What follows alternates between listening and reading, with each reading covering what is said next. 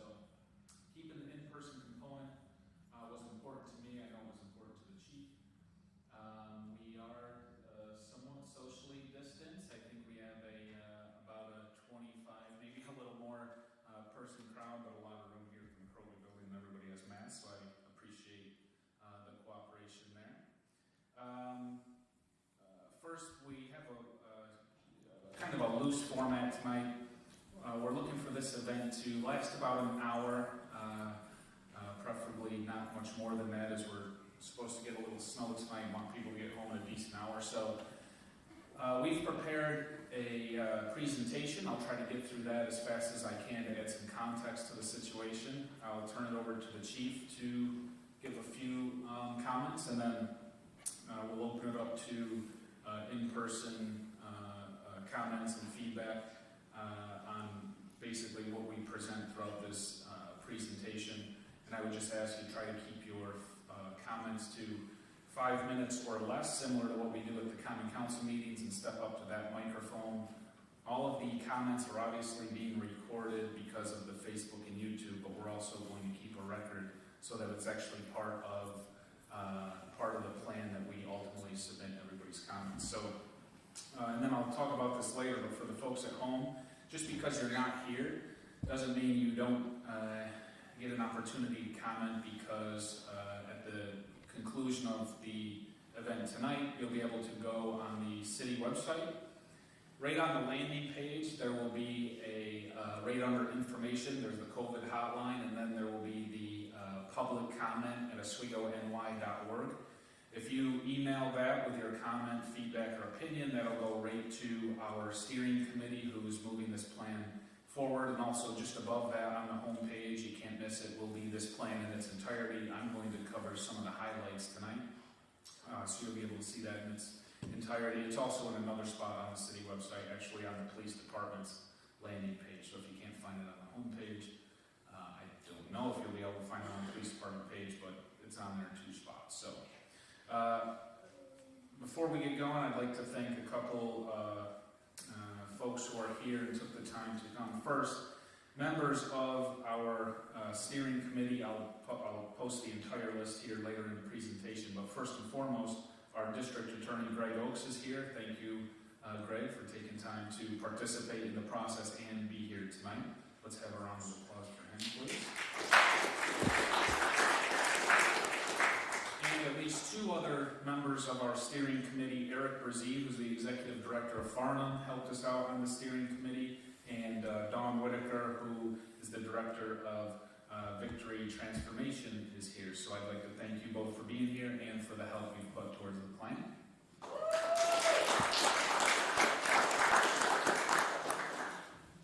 Common Council President Rob Corradino is here, and Councilor Timmy Plunkett I saw walking in, so I'd like to thank both of them for taking time. This plan will ultimately be forwarded to the council for approval, so it's important that the council makes an effort to understand what we're doing, what we're proposing, and ultimately approving it.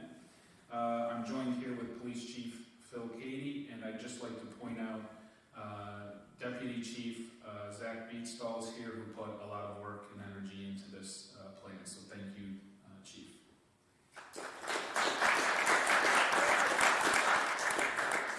So why are we here? We're here because of an executive order issued back in June of 2020. This whole exercise, we'll call it, is the New York State Police Reform and Reinvention Collaborative. That's not the word I gave it. That's the word Governor Cuomo, that's the line Governor Cuomo gave it when he signed that executive order. And when he signed that executive order on June 12th, he required each local government in the state to adopt a police reform plan by April 1st, 2021. And in that same executive order, if a municipality does not go through this entire process and create a plan and adopt such a plan, he gave the director of the Division of Budget the ability to condition state aid to localities based on their submission of the plan. So that means every year, every municipality in New York State gets a certain amount of state aid. We get just north of $2 million in state aid. So basically the governor's saying if you don't do this and ignore this executive order and don't at least go through the process, then we will reduce or potentially eliminate your state aid. That's already happening because of the state's budget shortfalls with COVID. So in order to not compound that effect, we are going through participating in this, and we will be in compliance. First, the reason this entire discussion started, I think, goes back to some of the protests and some of the explicit images that we saw that were clear police brutality in other major cities across the country. Not here, but in other larger cities, in other departments. And then I think those images and the situations that were shown on television got the attention of obviously Governor Cuomo and elected officials in the public all through the country. And you saw this movement come out, at least at that time, critical of law enforcement and police departments, I think is probably the best way to put it. And that is what I believe provoked this call to, quote, reform and reimagine police departments, in the words of the governor. So that just gives some context to what started this entire process. But I think before we immediately paint that broad brush that every police department has clear cases of police brutality, or before we assume that every police officer is bad because we see the bad apples plastered on the television, and for good reason. I think it's important to provide some context around who the Oswego Police Department is, exactly who is patrolling our community and protecting our community, before we move on to either criticize the department or support the department, right? So I put together some slides here that really talk about who the police department is and what they do on a regular basis. We have 48 sworn personnel in the police department, 4 lieutenants, 10 sergeants, and 28 officers, 4 investigators, 2 K-9 units, Crixus and Luke. But more importantly, our police officers are men, women, mothers, fathers, community members, neighbors, and veterans. And our mission statement I put on this slide, and I'll just read it quickly. The Oswego Police Department pledges to protect, serve, educate, and enhance the quality of life for the citizens of our city by providing the highest level of professional police service. We will fulfill our mission in partnership with the community we serve, while respecting the rights and diversity of all people. We shall always adhere to our core values of integrity, dedication, and accountability to the people we serve. And there's some photos of our police officers who are veterans. Nice photo of our new K-9 unit, Luke, the police department, and some of what they do. Talking about what they do on a daily basis, about 25,000 total calls for service annually. They're obviously in charge of conducting investigations and issuing warrants. They make arrests. They participate in the Drug Task Force, which is a partnership between the Oswego PD, Fulton PD, the County Sheriff's Department, and the District Attorney's Office, where they obviously conduct surveillance and stings and operations to net drug dealers and get dangerous drugs off the streets. I broke down some of the numbers just so people have an idea of what that activity looks like. About 1,800 arrests annually, 1,852 to be exact. I broke it down, about 150 felony cases, 671 misdemeanors, some violations and other unclassified misdemeanors. And then you see the 638 number for warrants and other things that they do.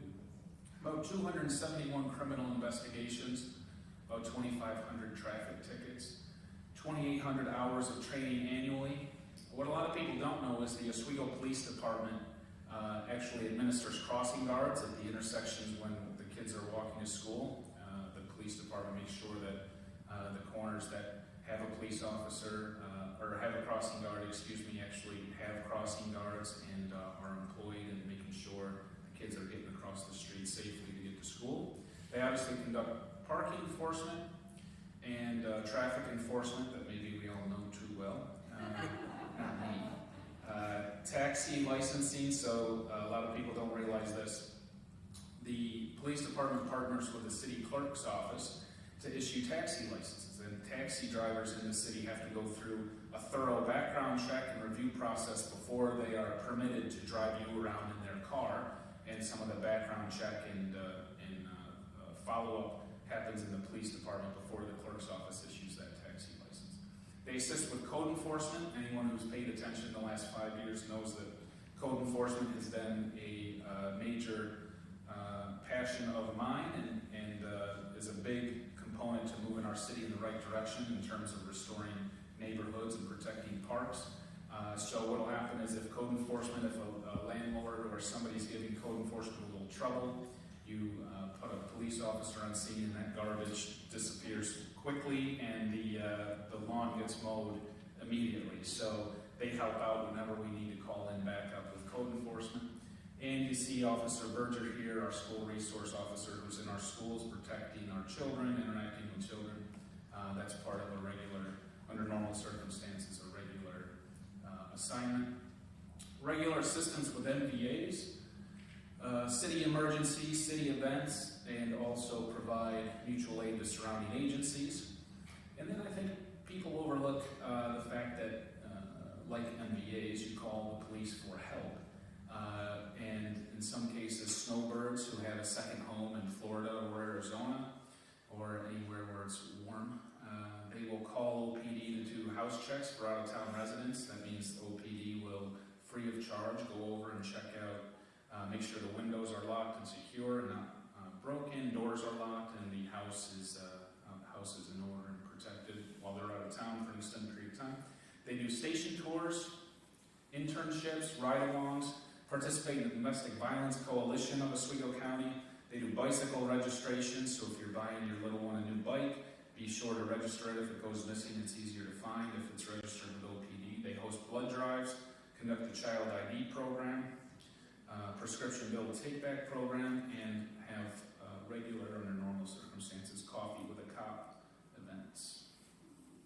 More of what the Oswego Police Department does. In 2016, I worked with Chief DeCare at the time to reinstate the DARE program.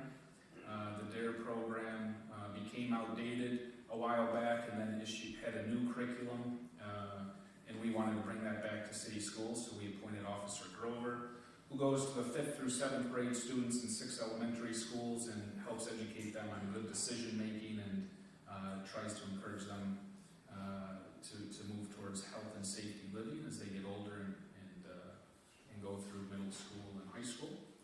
We also participate in the REAP program. Again, in 2017, with the help of Chief DeCare, we partnered with the Oswego County District Attorney Greg Oakes and Executive Director Eric Brzezia Farnham, and we installed the REAP program.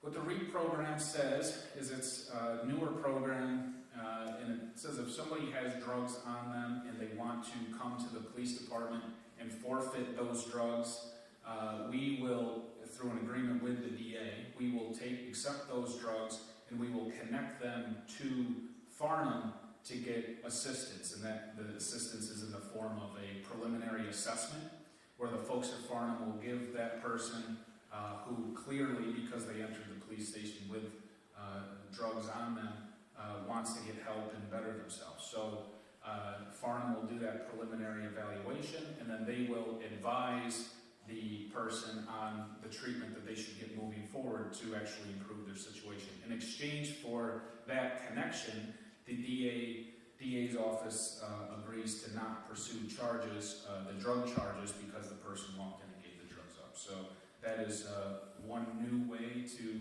try to not put fear in people that they'll be arrested if they seek help, but actually local law enforcement can be a connection to service to improve your situation and better yourself. Some other special initiatives that the police department does.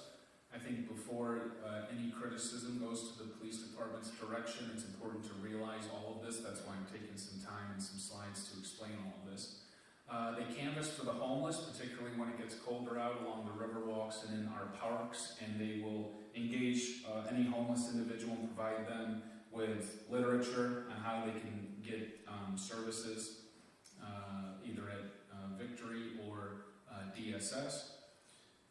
They maybe reluctantly, but helped with mass gathering details at the beginning of COVID. So we thought it was important to educate the public back in March and April why it was important to wear masks in front of as you enter large retail stores, and explaining what the Stop the Spread order was at that time, banning non-essential travel, and explaining to them the behavior of the virus and how it works. So pictured here is Officer Searer, who did a great job, and a bunch of other officers helped as well. You know, that's not what you go to the academy for. You go to the academy to be, you know, a police officer and fight crime and arrest folks who are breaking the law. But I always appreciate the police department's cooperation and support when it comes time to deviate from that job description and help city government. They, as I mentioned this earlier, they help with the code enforcement all the time, in particular during the annual code enforcement blitz. Once a year when the spring semester comes to a close and folks are moving out of their apartments, they tend to stockpile garbage and debris, so the OPD partners with code to make sure that doesn't happen. The 3Ps program is a proactive program that we just started this year, where it's OPD goes to homes of SUNY students and explains to them the rules, regulation, laws that the city has as it relates to off-campus residents to try to curb late-night disruptions and large parties in neighborhoods. The social host law was passed a couple of years ago to help combat late-night disturbances at massive house parties. OPD's in charge of enforcing that. Quality of life patrols, that's really a foot patrol where OPD goes into neighborhoods and parks and tries to just gather information and document anything, whether it's a needle on the sidewalk in a park, take care of that issue, or talking to a neighbor about a junk vehicle across the street or a consistently problematic house down the block.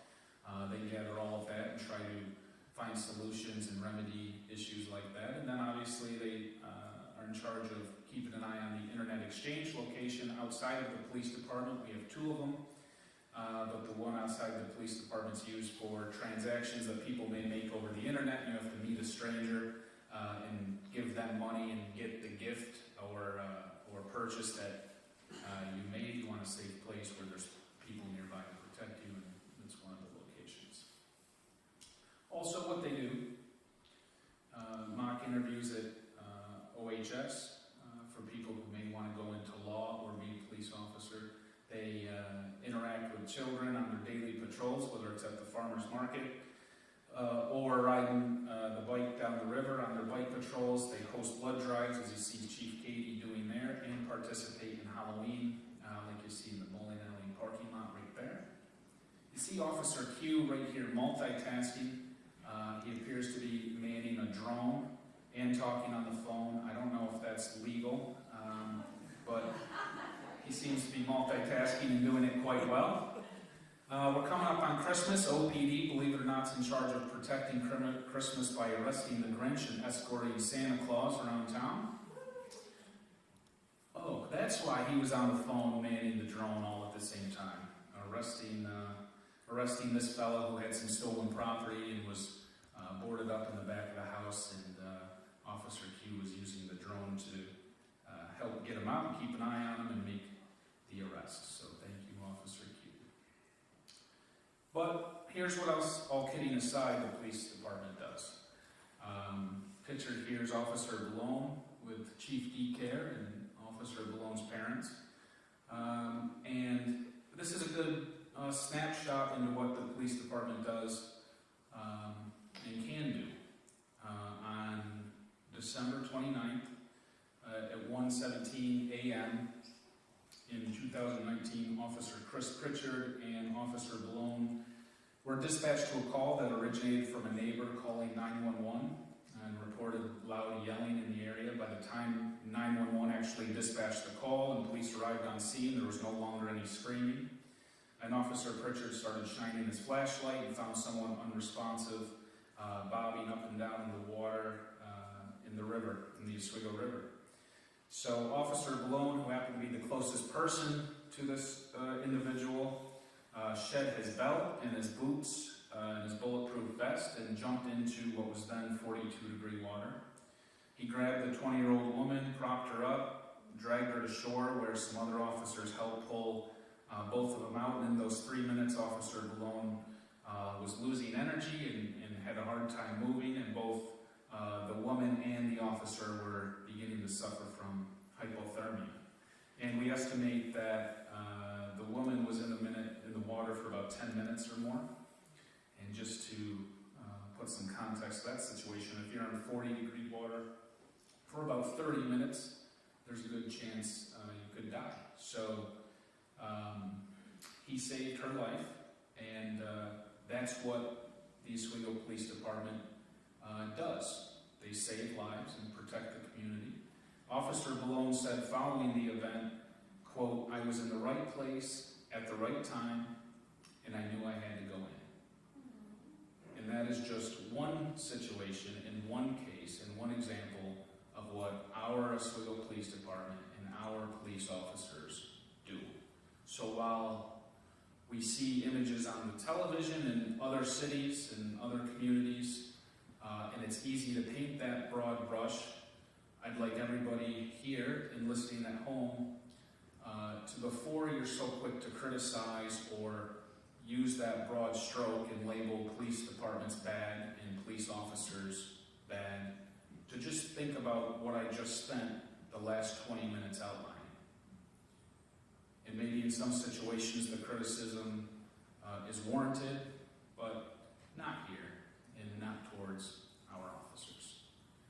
And by and large, you're not seeing it applied to the Oswego Police Department and our officers. That's why at the beginning of the pandemic, you saw small businesses who were just ordered to close their own business donate food and drinks and show up to the police department like GJP and Larry Miller did here, and Skip's Fish Fry and the Sting, and deliver food and drinks to the officers who are out on patrol during the pandemic and doing their job despite everything going on. That's why you see people show up to Coffee with the Cop events in Canal Commons. When Chief DeCare and I had Coffee with the Cop at Dunkin' Donuts, you had people coming to Chief DeCare to ask for help, not afraid to walk into Dunkin' Donuts because the cop was there, but coming to ask for help. And you see kids come up to Officer Guyville at the farmer's market and ask her how she can be a cop when she's older. That being said, this exercise or this executive order came out, and we knew there's always room to improve. We're not afraid of that. We were improving really before the executive order was ever thought of, before mandating police departments to improve was mainstream, we'll call it. Back in November of 2018, we passed the social host law, and SUNY students felt, for some reason, that social host law unfairly targeted them. And I actually had a joint town hall with President Stanley right here in the McCrory building. There were a lot more people than were here tonight, mostly the SUNY students, who had complaints. The complaints were mostly directed to incidents and situations that happened on campus, but there were some situations and scenarios that were discussed off campus, and feelings of uneven policing and hostile situations with police off campus. No specifics. I asked for specifics and really didn't get any, but that's not the point. We took their feedback and we acted on it. The concerns of the social host law were more, SUNY students. We would like to have the large parties, and that really shouldn't be a major issue, but the fact is it is, especially in residential neighborhoods where there's a family of 4 living next to you. So some of that was unfound, but we took a hard look at it, a serious look at it, because there was some restlessness in the community, and we take that serious. Following that town hall, almost immediately, we outfitted the entire police department with body-worn cameras. One of the first police departments around to do so. Now you see the press releases and announcements come out where this police department or that police department's implementing the cameras. This was 2 years ago because of that town hall. So we've always been willing to approve and have been even before all of this. We appointed Dr. Rodman King, who is the SUNY Oswego Chief Diversity Inclusion Officer, Chair of the Campus Community Relations Committee. And coming out of that town hall back in 2018, we reviewed all call data and statistics just to make sure, just because there wasn't a specific scenario brought to our attention at that time, we went back through all of the calls, all of the statistics to make sure we weren't missing something. Elaborating more even before Governor Cuomo's executive order upon the appointment of Chief Phil Cady. We already started to think about how we can do some things different. The incidence of clear police brutality, as I said at the beginning, and the loss of trust in some communities between residents and law enforcement expedited the conversation through the summer. But our approach wasn't an anti-law enforcement approach or a skeptical sentiment towards law enforcement and police officers. It was quite the opposite, actually, and that's why our approach since Chief Cady's appointment, but certainly since June, this executive order, and all through this year, and as we developed this plan, was to actually bring law enforcement closer to our community. Because if you bring law enforcement closer to the community, you build trust, you improve communication, develop important relationships, you get to know the community, and the community gets to know you. And we do have a goal to diversify the police department, and I'll talk about that in a little bit. A little bit of a timeline here. Since June, and even before June, as you see in 2019, we set aside $90,000 in the city budget to administer those quality of life patrols. I talked about those earlier, where they go through neighborhoods and the parks and collect information and try to remedy any issues and find solutions to any problem of any kind. And then earlier this year, we made those quality of life patrols permanent, so that $90,000 obviously would have ran out, and I really did not want to go back to the council and ask for another $90,000. So working with Chief Cady and the department, we made those quality of life patrols permanent by establishing the neighborhood engagement team, and that is a permanent assignment for 2 officers to walk the beat, conduct that public outreach, and build relationships. We conducted a law enforcement bike school training in anticipation of more foot patrols and bike patrols. And we mandated 90 hours of foot bike patrols department-wide per month during the summer months.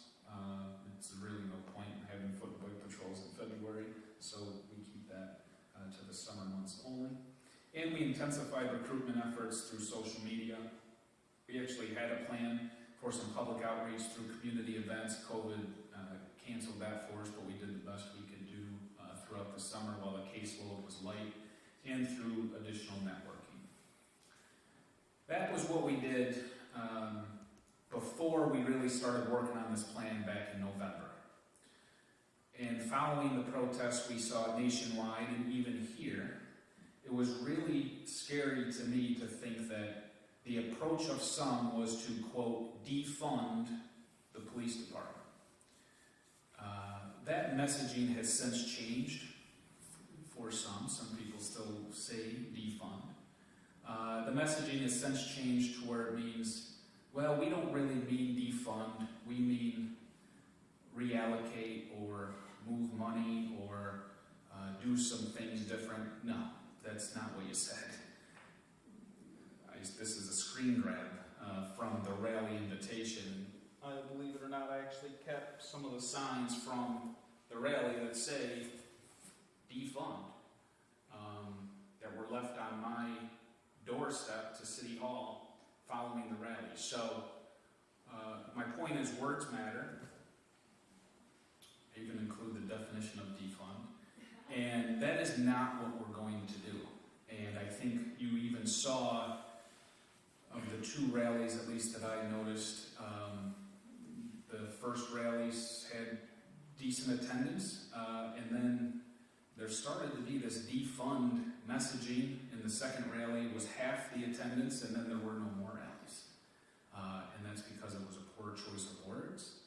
And if that's the messaging, that is not going to go very far in the Oswego community.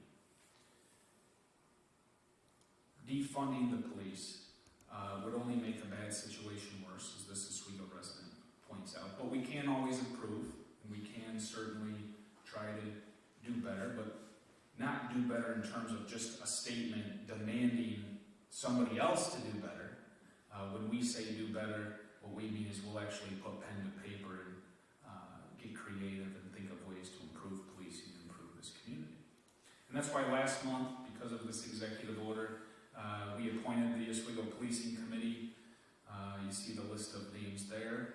And our police reinvention process will be honest, transparent, objective, realistic, and appropriate. Key word there is appropriate. Defunding the police department is inappropriate. And it's centered, as I said, on bringing law enforcement closer to the community. A lot of what I'm about to talk about will inquire investing in the police department and investing in our officers.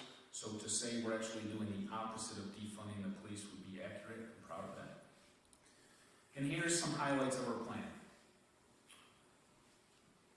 As I said, the entire plan will be, you can view it on the website at the conclusion of this presentation, but here's some bullet points. The plan to approve.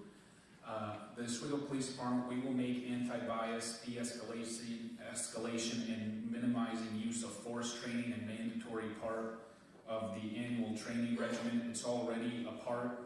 It's just not necessarily annual every year, so we're going to make sure that that's included every year. We'll publicize all OPD policies and procedures, including training, on the city website, so that residents understand what our police officers go through in terms of training. They can look that up if they have any questions at any time.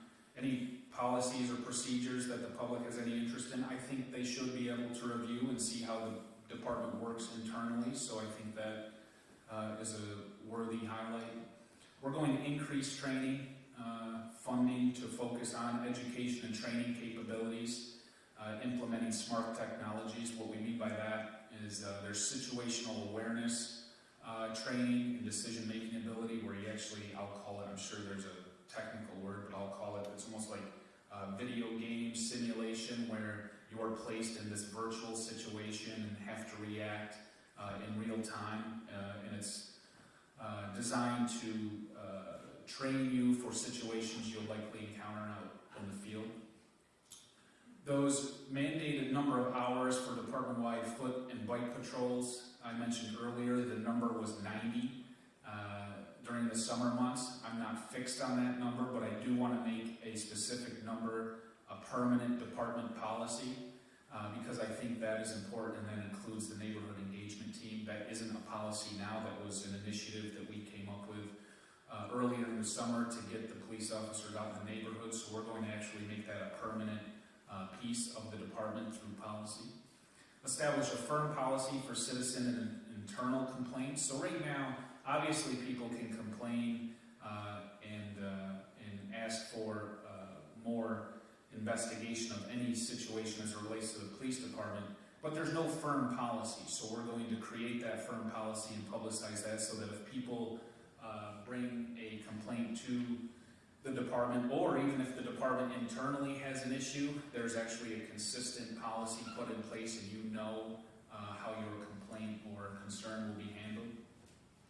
We're assigning an officer to the community policing unit to specifically work with local service providers, SUNY Oswego, and neighborhood groups to build better communication. I think that's key, better communication and forming those relationships, so that OPD can better assist and connect people when they encounter them and they need help. And implement regular quality assurance surveys for the department and individual officers. What we mean by this is we can have random surveys where if an individual in Oswego was served by the Oswego Police Department in any capacity, whether it was a call that OPD responded to that you made or that somebody else made, we'll have the command staff at OPD do these random outreach surveys and talk about a couple of different things. The experience you had with the officer, how the officer interacted, and your perception of the officer, your perception of the situation itself, and make sure that, in your perception of the department as a whole, to make sure that you're satisfied with the service and the response you get, and that you approve of the way our department handled this situation. Some more bullets include implementing mental health counselors through a partnership with Liberty Resources to correspond with mental health, behavior health, and crisis intervention calls.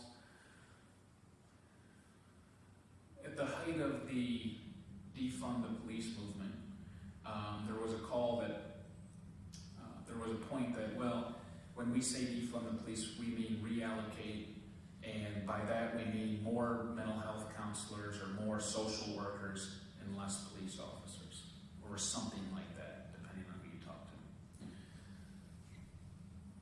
What we're looking to do is do that responsibly, and what I mean by responsibly is when you come home and your house has been ransacked, you're not calling a social worker, you're not calling a mental health counselor. If your daughter's the victim of domestic violence, you're not calling a social worker, you're not calling a mental health counselor, you're calling the police. That's what people do. You don't run next door to your neighbor and ask for their assistance while you go through your house, you call the police. So, the police will respond to calls as they normally do, and if they feel it's necessary on domestic violence calls, suicide calls, welfare check calls, that a mental health counselor co-responding to that call is appropriate, then we will do that. And I think that's appropriate, a co-response, because I think police officers, I think they would agree that a mental health counselor can probably respond better in most of those situations, or officers could certainly use assistance in those situations. And I think mental health counselors probably can be more effective at connecting those folks to resources. I think it would reduce on repeat encounters with people. I think it would minimize the number of arrests in those situations, particularly suicide, welfare check calls, and avoid the use of force. If somebody's being uncooperative because they're in distress, ideally you want to talk them out and try to connect them to help versus having to make that arrest because they're getting to the point to where they're out of control. So I think that's appropriate. But the officers will make that call. That's not a mandate that city government is going to say that social workers start responding to 911 calls. That's not how it works, and that's not what people want. Developing the HOPE initiative, that's Homeless Outreach and Program Education. That's a city partnership with the OCO, DSS, Victory, Transformation, and Salvation Army that we're trying to develop, and that's in an effort to make a concerted effort to connect those most in need, the homeless, and provide them the information on available resources. We've definitely seen an uptick in homeless here in the city in I would say the last 2 years or so. We've noticed that. Partnered with Victory, well, of course, when I say Victory, they're doing most of the work, and we thank them on a new warming shelter in downtown. So thank you, Dawn, and the folks at Victory for offering that service and food availability. So that's a partnership that we think will work on to improve the situation, try to better connect those who are found homeless to the resources and get them off the streets.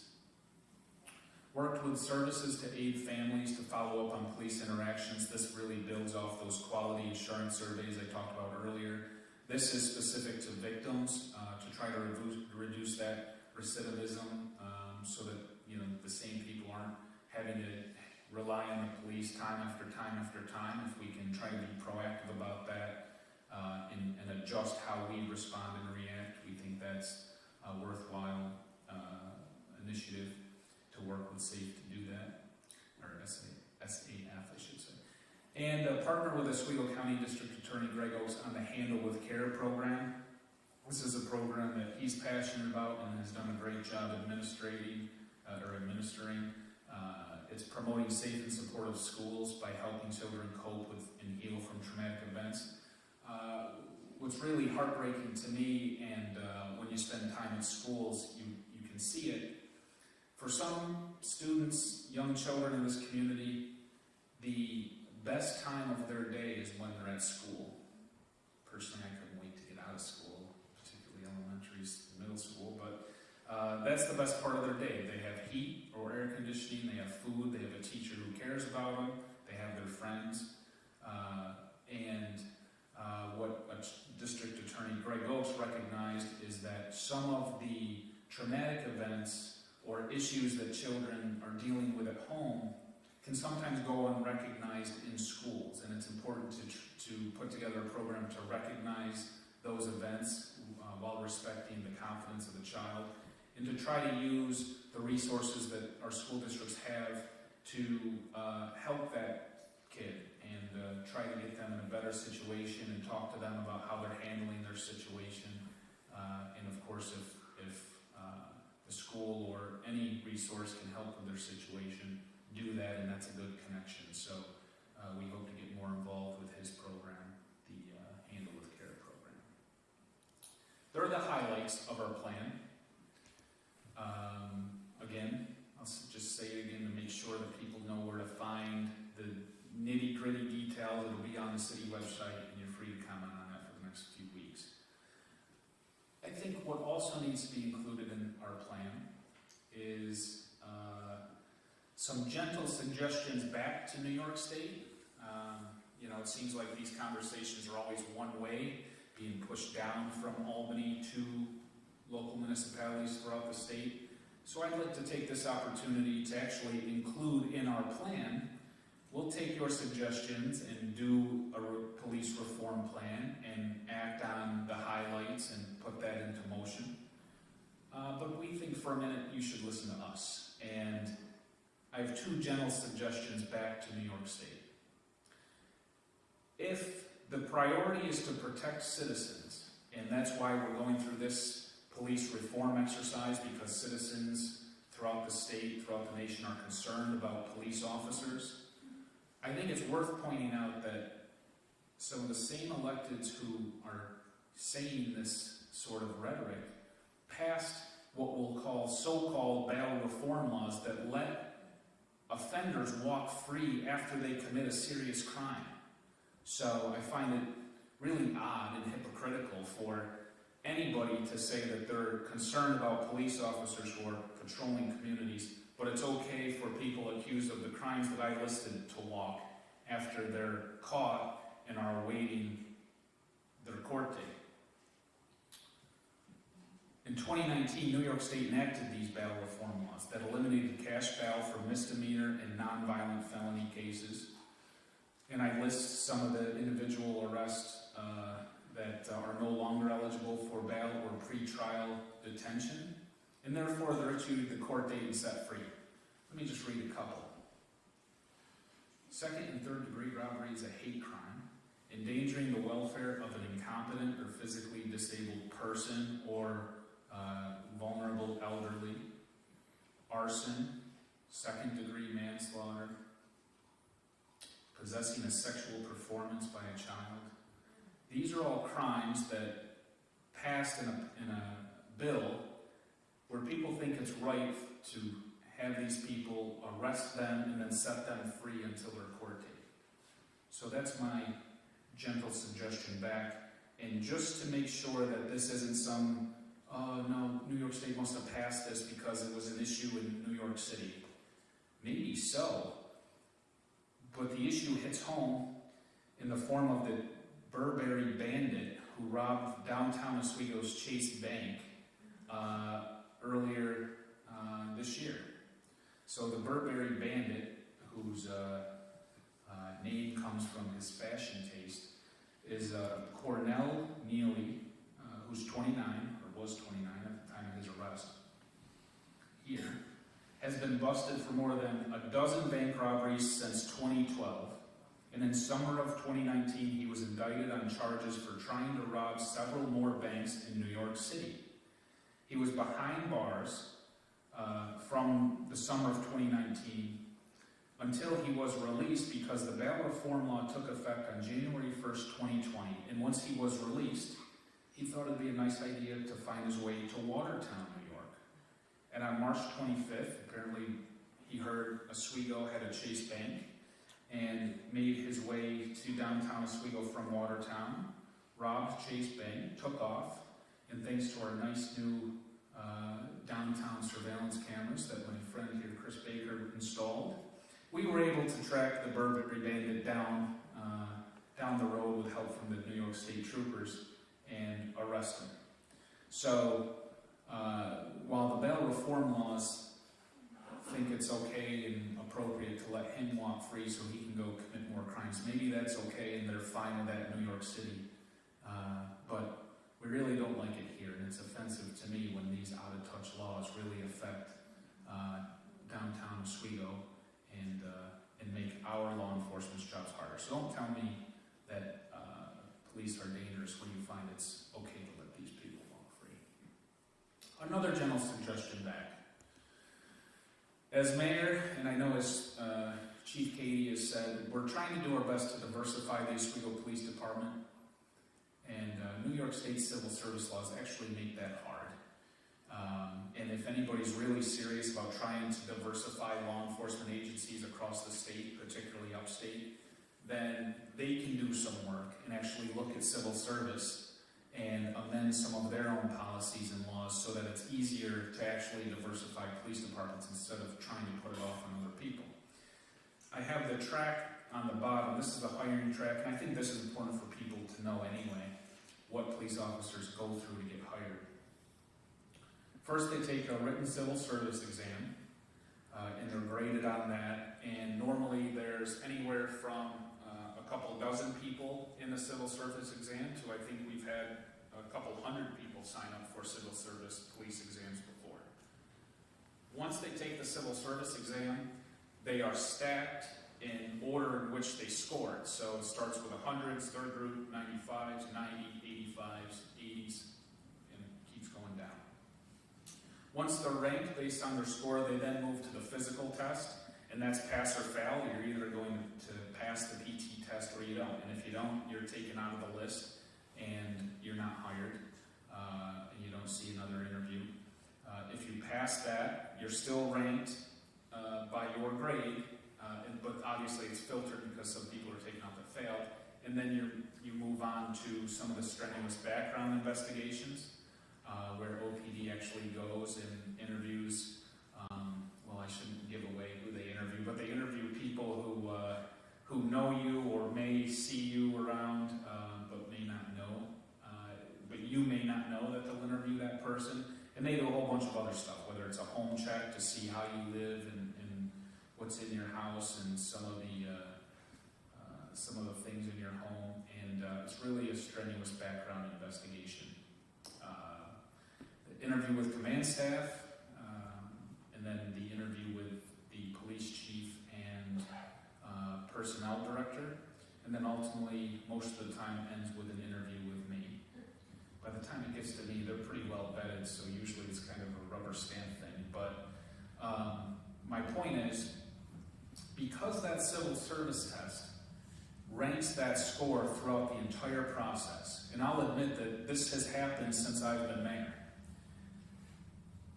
and I believe this. I went to ASU, I went to college, so I can actually say this. Just because you get a degree or you're a good test taker doesn't mean you're the best of the best in any given field, right? So when you take a civil service exam, you may be a great test taker, and you may have studied and have done really well, but that doesn't always mean you're the best cop or can be the best cop. But the way civil service is those grades on the civil service test, in eyes of civil service, are more important than anything else through that entire track that I just walked you through. And as I said, as I was going to say, I can tell you as mayor that I have had to hire a candidate who I knew that there was somebody who, the chief, knew that there was somebody maybe down who didn't get 95 but got an 85, that probably possess all the qualities that would make them a better cop, at least to start.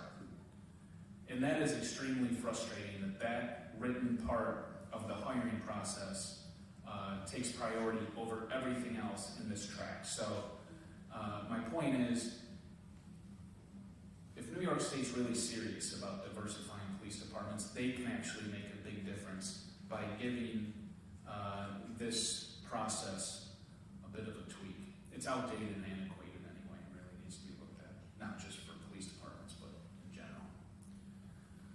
Okay, so that is my, that's the plan. There's some of the highlights of the plan, some of our general suggestions back, and some context about who the police department is and what they do. Our process is not only ahead of schedule. You see some other police departments just really getting going. So not only is it ahead of schedule, it's going to be the most fair, transparent, open process of any process around as you read the news. And the reason why is because we're publicizing the process from start to finish. November 7th, we gave the committee our plans and proposals to vet.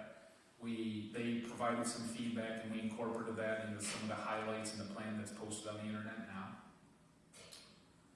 On November 10th, I announced who was on that committee. Tonight is the public forum. The public has from now until December 31st to write in, email that public comment at oswegony.org. Any ideas, opinions, suggestions, complaints into that email address, and that'll be vetted and reviewed not by me but by the committee as a whole. And a lot of those comments I think probably will make it into the plan, assuming they're good ideas, good thoughts, and comments, and fair. And at that point, the committee has until December 31st, when we are going to close that email public comment period, until January 4th, to incorporate the comments and turn it over to the Administrative Services Committee, which is a committee that's made up of 5 of the 7 common councilors. The Administrative Services Committee is a public meeting, so you can come and actually in person or over the internet. All of our meetings are posted on YouTube. Watch and see any of the changes that took place between now and then. The Administrative Services Committee has to vote to move it out of committee. At that point, it will go to a common council meeting, again, another public meeting where the public can speak, and the common council will have to vote to set a second public hearing on the plan. And then that'll probably take place on January 25th. And then there will be that public hearing, and then the common council votes. So there's no reason, if you are passionate about this issue and have some constructive criticism or ideas, that you can't get your thoughts to us and get them incorporated, because it is so transparent and so lengthy process and such an open process that there's really no room to say that this process is unfair or a secret or backroom or predetermined. It's just not true. It's not accurate. There's no way. This is more than anybody else I've seen more. I mean, having this public forum is a big step. I'll get criticism for having this public forum, I'm sure, but this is an important issue. And I want people to feel like it was fair and transparent throughout the entire thing. So get your comments in by the 31st. You'll still have an opportunity at that Administrative Services Committee meeting. You'll still have an opportunity at the following council meeting, and then you'll still have the final opportunity at the second public hearing before the common council votes. In addition to all that, you can call your councilors direct. The plan doesn't go to New York unless they vote and pass the plan. Assuming that happens on January 25th, we'll submit the plan to New York State on February 1st, about 2 months ahead of schedule. We like early. With that, I will turn it over to Chief Katie to offer some editorial comments or correct me on anything I said wrong or misstated. So go ahead, Chief. Thank you, Mayor. First and foremost, I'd like to thank Mayor Barlow and the council for your continued and unwavering support. I also like to thank our stakeholders and committee members that are here tonight. Again, D.A. Oaks, Don Whitaker, and Eric Rizzi, thank you for attending tonight under the COVID conditions. We have several members of the police department in here tonight. I'd like to thank everybody for attending. You guys are really the backbone of the department and are what makes this plan work.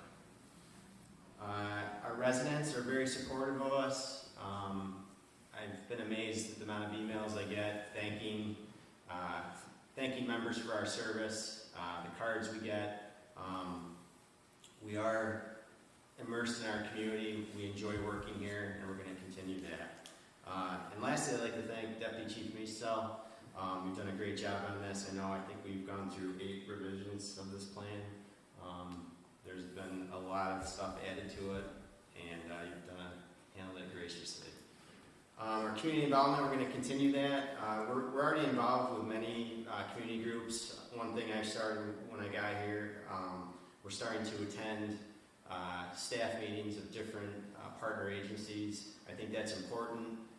They're getting to know us, we're getting to know them, we're going to continue that. Our neighborhood outreach program, I'm looking to grow that this year. As the mayor said, we're going to add outreach hours, bike hours, foot patrol hours. We've gotten a lot of great feedback from that, and we will continue that. The mayor touched on smart technologies. With the council's support, we're going to be updating our body-worn camera system this year. We're going to be signing on a contract with our camera provider so that we're going to have the newest technology. When it becomes available, we'll have it updated regularly instead of piecemealing it like we are now. We're looking to implement a reality-based training system, scenario system to help our members enhance our critical incident decision-making. Mayor touched on that slightly. We're going to upgrade our current file sharing system so that all of our policies and procedures will be available to the public.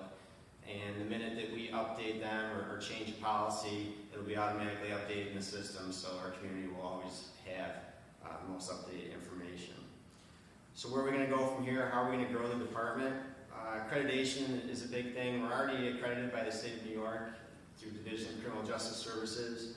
We're going to be moving on to CALIA, which is the Commission on Accreditation of Law Enforcement Agencies. It's the national certification. It's the gold standard for police departments. We're starting that process January 1st. We've been accepted into that program.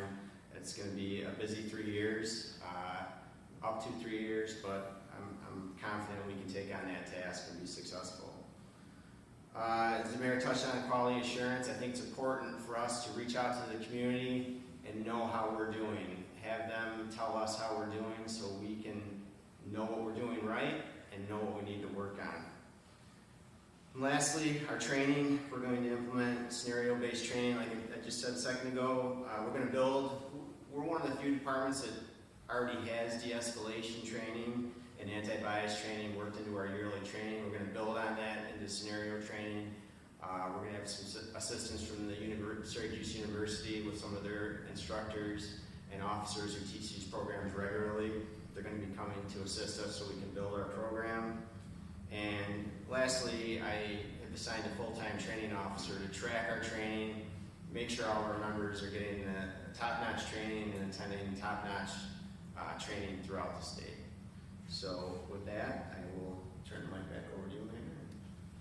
Great. So, we're running long already, but what we'll do is if anybody has comments they'd like to submit or any comments tonight to bring up, feel free to, what we'll do is just raise your hand, and if I point to you, go ahead and step up to the microphone, and like I said, try to keep it to 5 minutes or less after I just talked for a long, long time, and then we'll try to get out of here at a reasonable hour. So, anybody with any comments, questions, concerns?